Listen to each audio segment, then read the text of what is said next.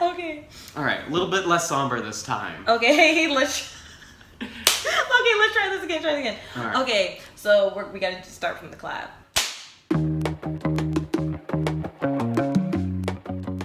Hello, my name is Jeff. Hi, everybody. My name is Erin. And today we're going to be talking about moving to California and our first year here in California and what that was like. Okay, so I was in the military when I met Erin, and my contract was coming up in 2014. I did not want to re-enlist. A lot of reasons there. Forever war, what the work means, moral, blah, blah, blah, blah. But mostly I just got tired of people telling me that my mustache had to be trimmed. So I decided that I would not re-enlist, and instead, as soon as my contract was up, I would move with Erin to California. And that was my decision-making process on there. It's not to be taken lightly. When you move someplace else in the name of love, like, you really are giving up everything that you know for something that you hope is good. And so far, that hope, it worked out. When I don't drive him crazy. So I wanted to pursue writing, and I was telling him, I was like, hey, maybe we can move out there, because there was no way in hell I was going to Utah. You know, I'm not leaving one house with parental supervision to go to another house with parental supervision. No, okay. You know. So you have a goal of getting out the military. I have a goal of trying to be a screenwriter. So, real quick, my mom was not supervising me. I was supervising my mom. I went back to pay the bills there, not the other way around. True, but it was still an adult in a house, and I just... You can't take people back to your mama's house. Your mama decorated that house, and mama decorations are the least sexy decorations on earth. And I still remember that day. Oh, the 28th of August, 2014. 10 a.m., I got my paperwork from the base, and I left the barbed wire for the last time. And I went on over to a strip club to get the lunch special, and there, this lady who had only about like 3 teeth combined looked up from her cell phone and told me that Robin Williams had just died. He hung himself, despite all of the sadness around. That was the happiest day of my life. I was free. Yay! The rest of us who were sad, I was one of the people who were sad. I was like, oh my God, Robin Williams! And he's like, yes, today's still the best day of my life. Right? 3 days later, I packed up my car and drove west, where I had figured out an apartment with an old friend of mine who I also knew from Korea. He moved on over to Los Angeles around the same time, so I split a 2-bedroom with him and his girl. And that's how I got on over to Los Angeles. I was trying to basically pave the way for her soft landing. So, and I wanted to go to Los Angeles, and I was like, well, you know, Jeff did it. He just threw everything into his car, and he drove west, and he's here. And I was like, Dad, I'm gonna do that. And the first instinct was to laugh at me, and he was like, you have no life skills. And I was like, well, damn, you know, I went to college, I'm educated, I can figure things out for myself. And he was like, oh, I'm sorry, let me rephrase that. You have no survival skills. You will not make it out there. And I was like, wow, thanks for the vote of confidence right there. So basically what he said is, okay, I will help you, you know, me and your mom will help you get to Los Angeles. Where are you gonna live out there? And I was just like, oh, well, you know, I'm gonna live with Jeff. And he said, how are you gonna live with Jeff? And he was like, you have no money. And I said, I've got money. He was like, no, you blew it all when you were traveling the world. So who's gonna be fronting this little adventure? And I was like, well, I was hoping that, you know, you and Ma could give me a loan. And he was like, no. So then I went to my brother and my sister, and I was like, oh, well, can you? And they were like, we ain't got no money, you know? And then my dad was like, I'm not going to help you. And I was so upset. And I said, well, why aren't you going to help? He's like, I'm not going to pay for you to shack up with some boy. And I was like, damn, For real? Because I don't understand why a father would not let his daughter go halfway across the world on the other side of the country to a place where he has no other family to keep tabs on, to live with a man that he met one time. Oh yeah, I totally. Absolutely unreasonable. I know. I don't understand it. I don't get it either. But it was like, I really just wanted to go, and he was like, the only way for you to go is if me and your mom sign off as co-signers on your apartment. And I was like, oh yeah, about that. Now, backstory. Him and my mom had to be co-signers on whatever apartment I had to get because I had no credit. I had no credit to my name, no credit cards, the only thing I had was a car, and I didn't I didn't acquire enough credit to actually get a credit check. So all these apartment people were just like, I don't care how good your parents' credit is.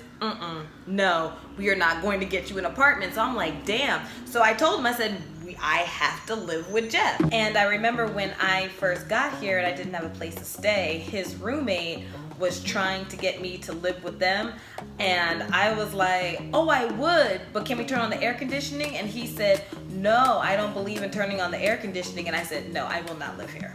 I am not about to live in Los Angeles with no air conditioning. I don't care how high my bill gets. I will not. That is an essential service. I will not. Also, like I said, someone was like, Jeff is a lot better when you're around. I'm like, yeah, they were like, he's a lot better when you're around, like he cooks, because they said that if I wasn't around, he would just keep to himself in his room and do his thing. So he ended up just renting me this fully furnished studio apartment. We were closer to each other than we had ever been in the last 18 months. Sure. And it was still about like a 45-minute drive, which we took happily, once every week-ish? Even though we were only about 7 miles apart, this is LA. 7 miles is equivalent to 2.5 hours of drive time. So then, after we got here, we spent 1 year, one lease term. I had to fulfill my obligation to my old roommate, and she had to live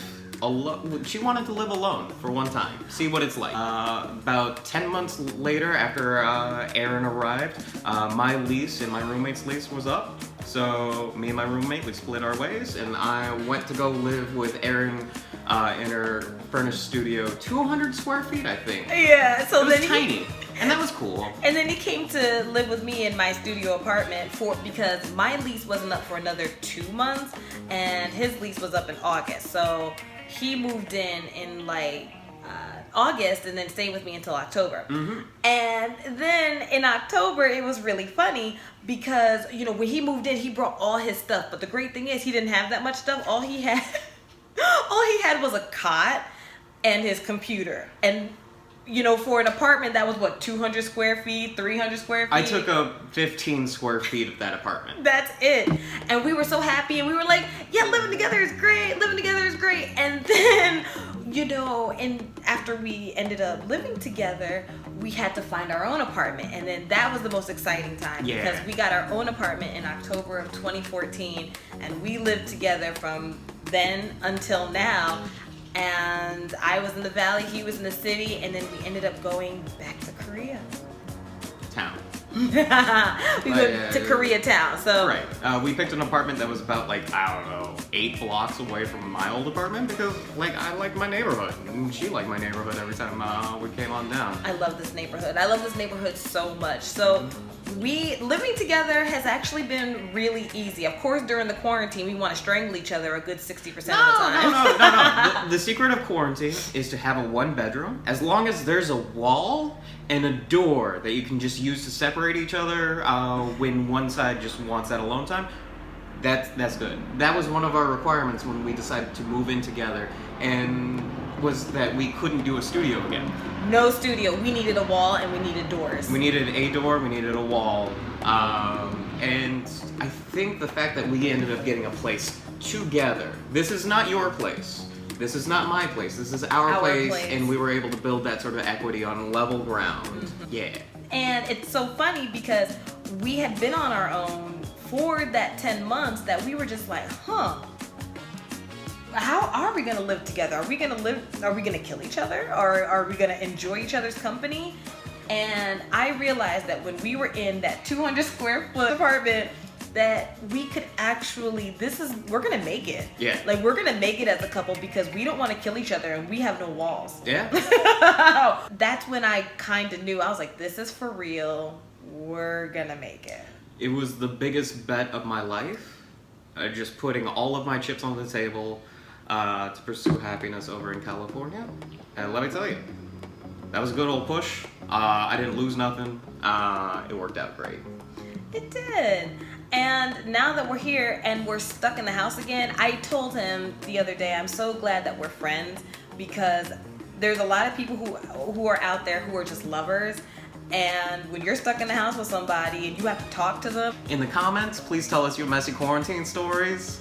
I need to hear. I've been listening to a bunch of like advice columns that came out over the past 2 weeks, and yo, people are messy. You don't have to tell us if you don't want to. If you don't want to. But if you want to, go ahead and tell us. Thank you guys for watching. We hope everyone... Oh, wait. We hope everybody is being safe. We hope everybody is happy. And we really hope you are healthy, and all of your loved ones, we hope they're healthy too. So thank you so much for watching, and we'll see you in the next video. Bye. Bye.